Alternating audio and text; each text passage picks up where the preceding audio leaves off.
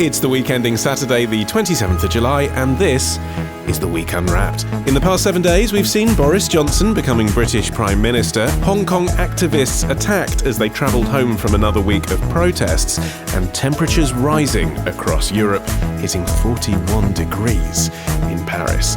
But we're here to bring you some stories that passed under the radar this week. Big news, not making headlines right now, but with repercussions for all our lives. I'm Olly Mann. Let's unwrap the week. And joining me today from the week's digital team, we have Rebecca Gilley, Kari Welkin and Arian McNichol. And starting the show this week is Arian. What do you think this week should be remembered for? This week, France faced up to some home truths about homeopathy. Is my right honourable friend aware that according to the World Health Organization, the second largest medical system in the world, with 300,000 doctors treating 200 million patients every year, is homeopathy? That's the evidence. That's the evidence. Will my right honourable friend congratulate the Order! It's very discourteous. I want to hear the views of the honourable gentleman on this matter. That was Conservative MP David Tredynick at Prime Minister's Questions back in 2018. Arian, he's been banging on about homeopathy for quite some years, hasn't he? What's the news now? Yes, actually, the news is coming out of France this week. A group of 45 French MPs have written an open letter in favour of homeopathy and in opposition to the government's recent moves to end all state reimbursement for the therapy as of 2021.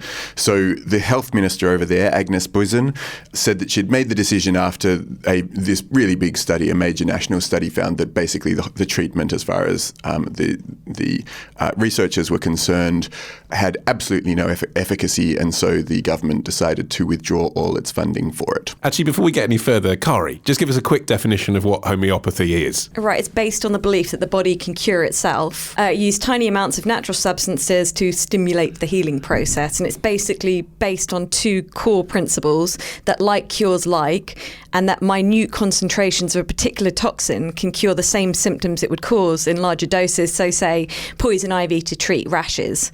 So it's all about, it's a kind of a warped, I'm slightly biased against homeopathy, but it's a kind of a warped version, if you will, of inoculation. It's just like, if something makes you ill, then surely by giving yourself a tiny bit of this, it's going to make you better. But the way that you come to a homeopathic medicine is by this process of dilution, where you take an original substance, dilute it 30 times, and you end up with something that's got sort of microscopic traces, practitioners say, of the thing that you're trying to give to people, and then that becomes the drug. And it really is microscopic. Like, as you were saying, the typical dilution is 30x, what they call it, which equates to one molecule of medicine in a million, trillion molecules of solution, whether that be water, alcohol. So, and I read a stunning statistic. I'm slightly sceptical about all this. You don't need to keep saying that. We get the gist. We can hear in your voice. Yeah, but at that dilution, you'd need to drink 8,000 gallons of water, or whatever the dilution is, to get one molecule of the medicine. Except scientific research says that people who have taken homeopathic medicine do get better. Like, there is evidence to say that something is working. Placebo heckles Kari from across the room. Placebo heckles Kari, but the argument being forwarded in France by the opposition to this move to end state funding for homeopathy is not that homeopathy necessarily works. Some of them do believe it works in and of itself, but lots of people are saying it doesn't really matter if there's any scientific proof that it works. If it makes people better, then surely it is treating them, and the strange thing about France is that France has a huge dependency on prescription pills. It's got one of the highest rates of prescription pill use in Europe, and there really is a strong culture that if you have something wrong with you, you expect to be given something for it. And the argument has gone, well, isn't it better if people are being given this essentially harmless homeopathic treatment rather than something that might actually damage them and might actually damage society at large if too many people start, relying on antibiotics, etc. Is that essentially the argument of these people who are trying to get the French government to do a U-turn then? There's a couple of arguments being put forward, and that's definitely one of them. One thing that they're saying is the more we can reduce the weight of people trying to actually access traditional health on the accepted health service, the better the chances that we will be able to treat as many people as possible. But some of the people within the group actually think that homeopathy works, so they're putting that argument forward. And one of the things that they haven't said, but I think it is worth mentioning, is that France is home to Boiron, which is the world's biggest manufacturer and distributor of homeopathic remedies. And so there's presumably also a financial incentive in the government propping up one of its big pharma interests. Well, except if it goes private and people want homeopathic medicine, presumably they'll be paying more than the government are paying for it. So does that necessarily follow suit? Well, the way that people react to the banning or limiting of drugs tends to be to rely on a treatment less. So I think that it undermines the whole principle of homeopathy in the first place. And I guess the way the French system seems to work is you pay for the drug and then the state reimburses you anyway, so the price is fixed, I suppose. Exactly right. They reimburse 30% at the moment, and they're going to gradually scale it down to 15% next year and then nothing beyond that. Okay, so Kari, this argument that, well, placebos do work, possibly simply because actually sometimes doing nothing works in medicine, the body does cure itself, is that not an argument to say, well, give people something? I have two key objections against homeopathy, aside from the fact that people are being ripped off and that it's quackery. And there's no scientific proof whatsoever that these medicines, or if you want, I don't even call them medicines, but remedies work. That's not true, is it? There's evidence that they Only do placebo. provide. Well, there's evidence they provide positive medical outcomes. There isn't evidence of how. But it's all psychological. My argument Well, that's is conjecture, though, isn't it? Well, that's what people assume. You're right. People Yes. assume it's all psychological. Well, but there is scientific there's evidence nothing that in it those works. remedies that would make someone better in and of themselves. Well, nothing that science knows about now. Yeah, but I'm you just- may as sure, well say, carry well, on. have a cup of coffee, because who knows, there might be a miracle, brain tumour cure in there. Possibly. But aside from people being ripped off, my two main arguments against this are, one, okay, at the moment, France currently refunds 30% of the treatment. So that's 130 million euros. That's an awful lot of money that's not being spent on research into drugs that are proven to work. It's misuse of funds. People who might actually need proper professional help are maybe not seeking it because they're going to see a homeopath and they don't need to have any qualifications or experience. So they may not actually be getting the medical help they do need.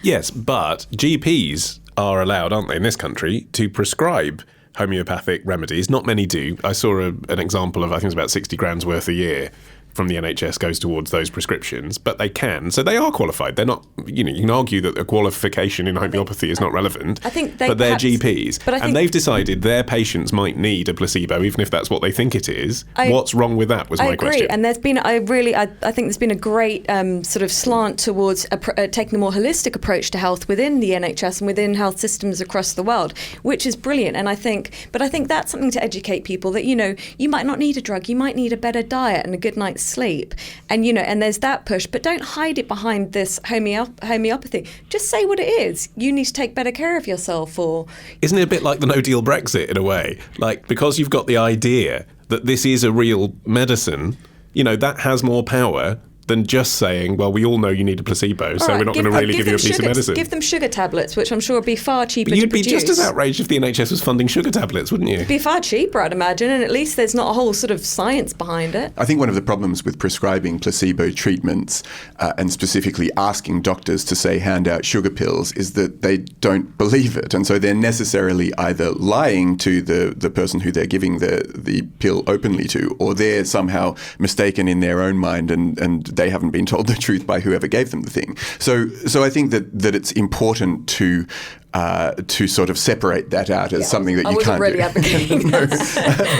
but I think, but if you, maybe one of the advantages that people who are in favour of homeopathy say the treatment offers is that practitioners actually do believe in it. So they're able to hand out this treatment that may or may not be a placebo, and probably is, but they can do it believing that it's going to make a difference. And people who receive that placebo, people who are advocates of homeopathy, say, are going to get better in some cases. But can you not twist that argument to, people in cults? They believe that what they're doing is going to enrich their lives. I mean, I'm taking an extreme example here, but it's still fake. Well, you could say that, couldn't you, trickery. about Christian prayer? Yeah. I mean, there's not scientific evidence. Well, the government is. But it's not a mainstream thing to say, let's close all But religion. it's fake. You go into it knowing it's faith. It's a leap of faith. The thing is when we're looking at it from the perspective of the UK, I think it's seen as quite a minority interest, homeopathy, and it's really dismissed by most people. In France, there is such a strong belief in homeopathy, and it's part of.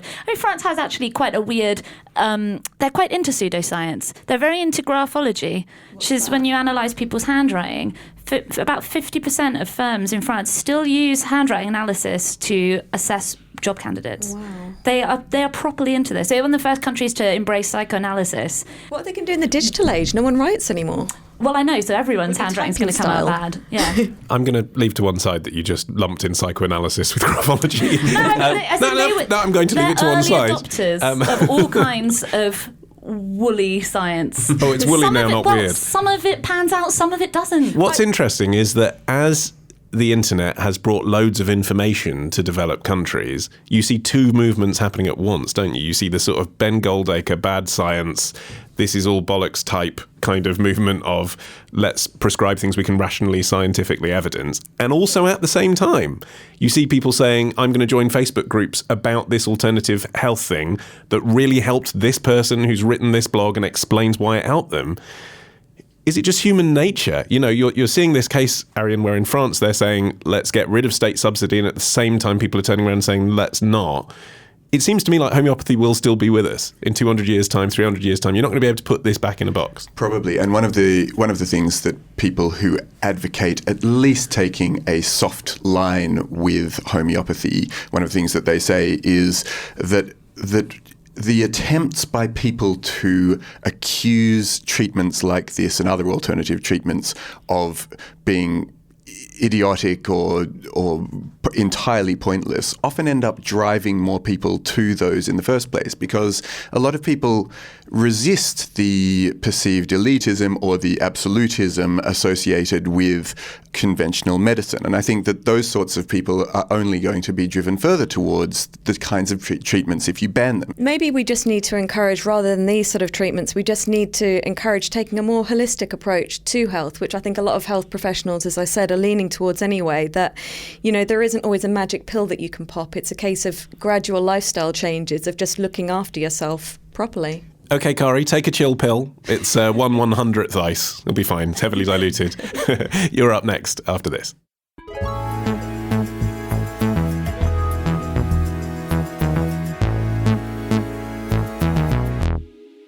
Kari, what do you think this week should be remembered for? Are we fully abreast of implant risks? I was writing with a pen. I said to my mum, I actually can't write. It's too hard. Writing with a pen was that tiring. It's been absolutely horrific, the amount of pain and suffering that I've had to go through, and going to clinics and hospitals and doctors and saying to them I'm so ill, and they're just saying that it's not to do with the implants. That was a fitness instructor called Naomi MacArthur speaking on the BBC's Victoria Derbyshire programme earlier this week. So, Kari, you want to talk about breast implants? Yeah, the British Association of Aesthetic Plastic Surgeons, which has the brilliant acronym BAPS, this week is calling for more research into a condition known as breast implant illness. Now, this isn't actually officially recognised. Some doctors doubt it even exists, but it basically covers a broad range of symptoms that tens of thousands of women worldwide claim to have experienced. And they're saying these symptoms, which can be really life-changing, are the result of them getting implants, breast implants. What kind of symptoms are we talking about? Everything ranging from hair loss and headaches, photosensitivity, fatigue, irritable bowel syndrome, autoimmune diseases and conditions, and fibromyalgia, which is a long-term condition that causes pain all over the body. But being Little Miss Science from the last item we were discussing, is there rigorous scientific evidence that breast implants have caused these symptoms? It seems to me not. Well, that's why surgeons are calling for more research into it, because there's actually been relatively very little research into the effects of having breast implants, particularly when you consider that in the UK alone, more than 1 million women have had boob jobs. And in fact, the US Food and Drug Administration is investigating this alleged condition. Part of the problem is it's so wide-ranging, the symptoms, it's difficult to know exactly what to focus on. And the other element to this as well, Rebecca, it seems from the reporting, is people are going overseas to have these implant. So it's difficult to monitor the safety that was used, the precautions that were used, the operations that they've had. Yeah, that just plays into it. In the States, they've started, and I think they're thinking about doing it here, started paying more attention to recording breast implants and how many are done. And so they are gathering now more information on who's having them, when, and if they're having any other conditions. But the problem is that we just don't have that much data. You know, for instance, if you go to your GP, you've had breast implants, you know, maybe several years ago, and then you have all of these nebulous symptoms, it's quite unlikely that the connection is going to be made, at least on paper. So we just don't really have a solid body of research on the correlation between those. Yeah, since 2016, there has actually been in the UK a breast and cosmetic implant register, which covers implant procedures in England and Wales, but as you say, not abroad. So that may help shed some light on this condition, or BII as it's known. But yes, it is a major problem, people going abroad. And in fact, a Tory minister, Jackie Doyle-Price, this week was in the news revealing figures from the NHS that show NHS hospitals are seeing up to a 6-fold rise in corrective surgery on Brits who've gone abroad to have breast implants and lip fillers. And then that, I suppose, begs the question, Arian, should they be having the cosmetic surgery that isn't medically necessary on the NHS in the first place, because it might save money, rather than doing corrective surgery afterwards? Yeah, no, they shouldn't. You can actually get some plastic surgery on the NHS. There are certain circumstances like body dysmorphia, but the reason why people are driven overseas is that they are not eligible for those sorts of treatments, and consequently they look for the cheapest possible provider, and that's where you run into the problem, and that's what brings them back to the NHS and getting corrective measures to compensate for what they've done. And in the reporting around Jackie Doyle-Price's comments, I saw this contextualised in The Sun, bless him, as a product of Love Island. So the implication was women are watching Love Island and then they want a boob job, and that's why we have this issue. That's so, this makes me so angry. That's not what this story is about at all. You have the floor. More broadly, it's about the ways in which the medical establishment fails women and has always failed women, and that's in two ways.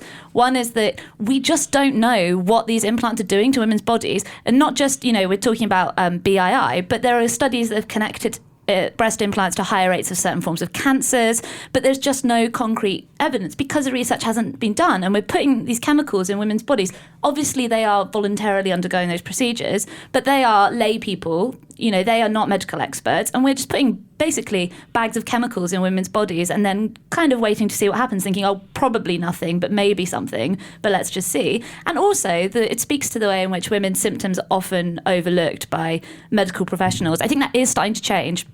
A lot of I think it was the UK secretary of the International Cosmetic Surgery Association or something, who was on the Victoria Derbyshire programme, saying that it's difficult because when patients are coming in, you can tell that their symptoms are real and they really are experiencing them, but at the same time there's no medical explanation or no medical connection to the breast implants they've had either.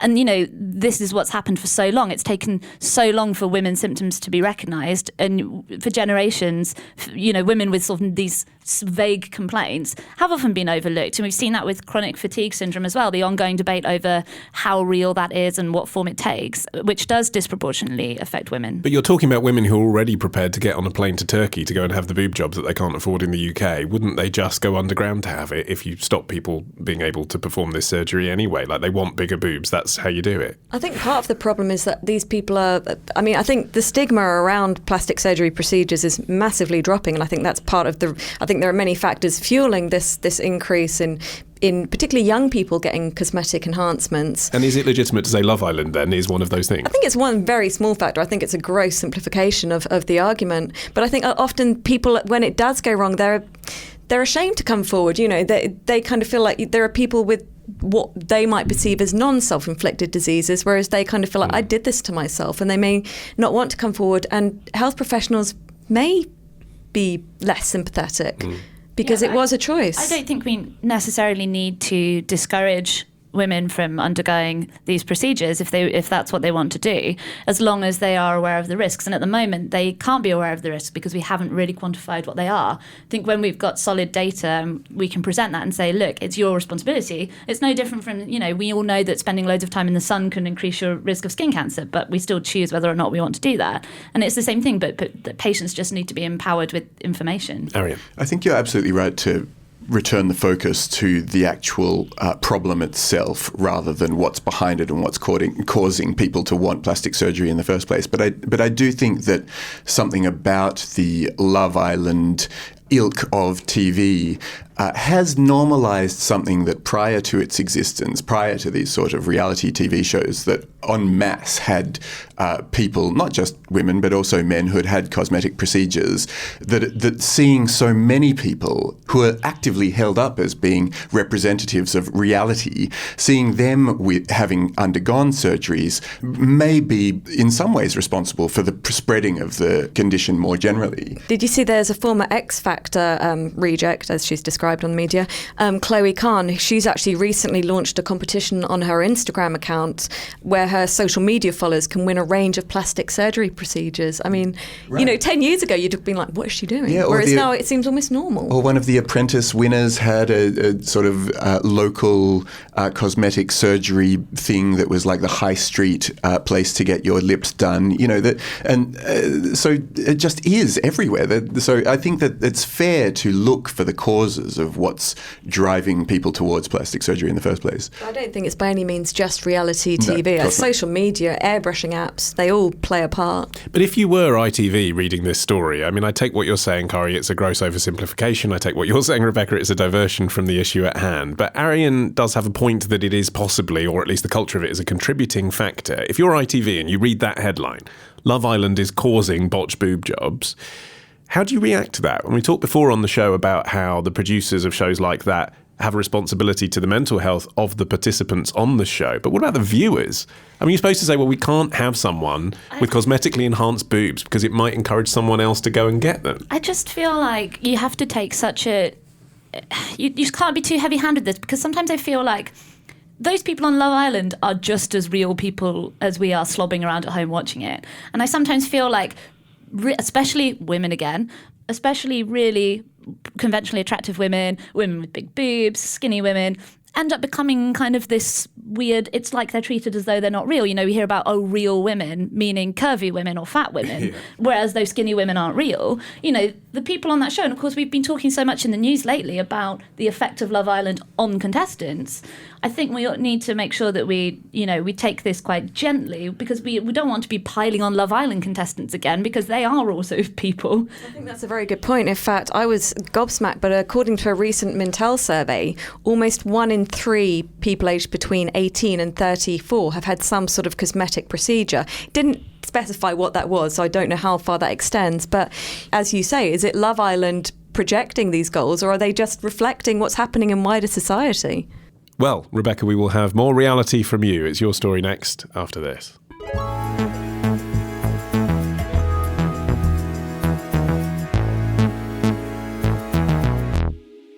And so finally this week, it's Rebecca. Whilst the world's attention may have been elsewhere, what do you think we should have been paying attention to this week? Soon Nigerians will be just as dependent on Google as we are. Head west on Glover Road toward Glover Court. Continue on Glover Road for 1.5 kilometers. That's the kind of navigational direction you might be receiving if you now use Google Maps in Nigeria. Rebecca, why have they made this change? So now Google users in Nigeria using the Google Maps function will be hearing directions in a Nigerian accent. And this is just one of a massive program of new features that Google is bringing to Nigeria. They unveiled them in Lagos at a conference this week, and they include all kinds of things, just a couple briefly. One of the main ones that will impact ordinary people in Nigeria is that they're developing the Google Maps feature to basically adapting it to local circumstances. So they'll be introducing motorcycle routes. There are 10 million motorbike users in Nigeria. It's one of the main modes of transport. It's going to be incorporating these informal buses that set up like these taxi buses and basically just adapting. And streets with no names, etc. So if anyone's ever travelled in that area of Africa, that's commonplace, isn't it? The most common way to get from one place to another is to pay a minimal amount to get on basically a clapped-out minibus with a load of people hanging out the back of it. How do you formalise that onto Google Maps? Well, we don't know exactly how it's going to work, but if you think about it, I think Google is actually probably one of the best ways to do it because it relies on real-time data, which is something that obviously Google are amazing at collecting. I think if anyone can try and keep track of it's quite a chaotic transport system, Google is probably the best place to do it. I think they've teamed up with local transport companies, haven't they, to get more information about it? Yeah, they've been working with lots of startups in Nigeria, and they've been doing so much investment in Nigerian startups. There's one called Baby Migo, which has been kind of taken. It's a startup that Google has kind of taken under its wing, and it's an app that helps parents get health advice in remote areas of Nigeria. They can just text with a doctor or a medical professional and get instant advice. Okay, so this sounds like good news if you live in Nigeria, but so what? I mean, why is this important? Isn't this what Google does in every country? Well, this is part of Google's Next Billion Users project, which is about they're expanding into India, Southeast Asia, and also into Africa. And what I think the important part of this story, it was fun to listen to the Nigerian directions, but the actual story is how much Google is concentrating on Africa and looking at it as the future, which it should be, because we have so much information that is where the future lies. By 2050, half the world's population will be in Africa. It's the youngest continent in the world. So if you look at the penetration of internet into Africa, about 24% of Africans have access to an internet connection, which may not seem like a huge amount, but in 2005 that was 2%. So it's really exploding. And so I guess, Kari, should anyone listening to this who works for a global business be thinking, well, Alphabet are going into that part of Africa, so should we? I think a lot of number of tech firms are already targeting the African nations. It's as Rebecca was saying, they're, massively expanding populations, massively increased mobile phone penetration. It's a huge market waiting to be tapped. And, on a humanitarian side, if that's not a naive thing to say, it can massively change these countries and improve lives. They can actually sort of leapfrog onto the developments that have been made in the West, and actually now that it's these technical advances have been sort of refined and developed, can take advantage of that. It could be a great leveler, if you like. I think that is the thought of people who are for the arrival of big tech in Africa. But I think the problem is that the people who are critical of it say that the problem is that this is a form of digital recolonization, that what we're seeing is massive companies coming in and stifling the opportunity of African startups to get off the ground themselves. And you're right, Rebecca, Google is pumping huge amounts of money into small businesses, but there's no way that they're not going to be extracting the profits themselves and taking a great chunk of that back to California. I totally agree with that, but is it not a win-win? I mean, yes, you can say it's, all of these Western tech companies taking over Africa and they're going to rule, and China actually launching massive efforts to get into this market as well. And as you say, they're outgunning the African tech startups. That's all true, but the overall benefits to the society, it's not just, better phone connectivity. They've launched these amazing services like Google. There's a Google product called TensorFlow that allows rural farmers to photograph a diseased plant, and it then helps them diagnose what's wrong with it. So I totally take on board all the things you're saying about the motives of the Westerners, but it also has undeniable benefits. Of course it does, but I think you have to think through exactly all of the questions that we've faced with Google ourselves, which are, is it worth me giving up a whole raft of my own privacies and my own personal information and data and everything in exchange for things that are really useful to my life?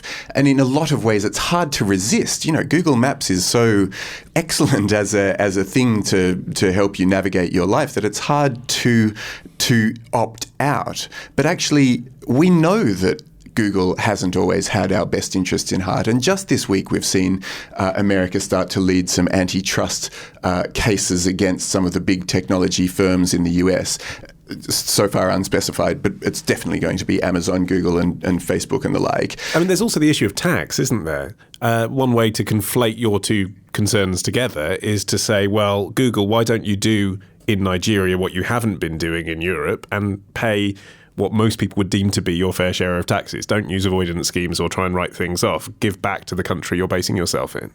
Yeah, and I think it's probably, I mean, you could draw some inference from the fact that Google is getting a lot of heat now in Europe and the US over all of its many transgressions, you know, from tax avoidance to privacy violations. And it's probably no coincidence that they're now looking towards the developing world, where perhaps, you know, governments will be a little bit more willing to bend the rules and turn a blind eye in exchange for this massive influx of investment and development. The other thing as well that you could say philanthropically perhaps is happening is that even if Google's motives are to gather that data and make money for themselves, they are providing apps which function on low caliber phones. And that's infrastructure that isn't there at the moment. You know, if the average Nigerian doesn't have a super fast phone that can cope with all the apps we're using. That's right. And Kari mentioned the word leapfrogging, and that is an advantage of being able to use the technologies that have been advanced elsewhere to, for example, skip the whole technology of landlines. You know, that didn't really need to be rolled out as far as it was in the West, because you could just skip it and go straight to mobile phones. And we're now seeing the sorts of technologies that Rebecca was talking about, where low signal versions of apps are being trialled so that people who are in remote areas of Africa can access the kinds of services that they need without actually having to depend on a great deal of 5G access. And one final thought on this, Rebecca, just to go back to your clip and that Nigerian accent being used on the Google Maps directions. I'm curious whether we all here would rather hear someone giving us automated directions, you know, or a voice-powered speaker or whatever it is, that sounds like us. Well, the reaction on Twitter from Nigerians was kind of mixed. Some people coming out in support of it saying, what a great development. Other people saying that they were terrified when the voice suddenly switched from kind of the generic robotic American suddenly to someone who sounded like they could be sitting beside them in the car. But I think on the whole, it's good. The more assimilation into local populations that these big tech companies, you know, can offer. Have you changed your devices to sound like you? Do you have an RP voice? I mean, I just record all the instructions myself, obviously, in advance, and then play them to myself. You're deflecting. Have you changed the voice on your automated services? I wouldn't know. Or do you use the American one? I don't use any automated services. Okay. Anyone else? I have a nice, relaxed Irish woman giving me directions in my car. And you She's chose very that, chilled out. Yeah, over British or Australian? Yes, and also the way that she says that I should take the third exit is particularly pleasing. Kari, what's your choice of voice? I don't.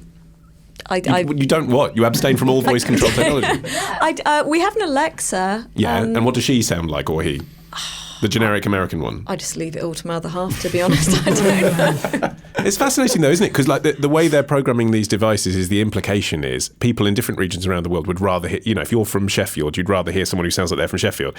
Whereas actually, I mean, just to take Britain, the country we're all familiar with as an example, there are class differentials there. There are assumptions about which part of the city do you come from. Absolutely. Like when my husband tries to use them, most of the time they don't understand him. He's from Stoke. Yeah. No, but the actual voice he's hearing back, does he want to hear Stoke? Or would he think it's a bit weird? I live in London. I've escaped Stoke. You know what I mean? There's those kind of sensitivities, isn't it? Sorry, you escaped Stoke. He might feel like that, yeah. He might feel he doesn't want to hear that accent coming through a speaker. People do feel like that. I think the reverse has got more class implications. Like there are so many instances of people saying that their devices don't understand them because obviously they've been tested only using RP voices without paying attention to who's actually going to be using them. Right. Well, I'm happy with any accent, including Stoke, may I specifically say. I've been to Stoke and had a lovely time. I mean, no harm to the people of Stoke. That is it from this edition of The Week Unwrapped. My thanks to Aaron McNichol, Rebecca Gilley and Kari Wilkin. You can navigate yourself to your podcast app and make sure you subscribe to The Week Unwrapped. That's what you need to tap in, and then you get the show for free in your ear holes every Friday in, as you can see, a cosmopolitan range of accents. I've been Olly Mann. Our music is by Tom Morby, the producer, Matt Hill at Rethink Audio. Until we meet again to unwrap next week. Bye-bye.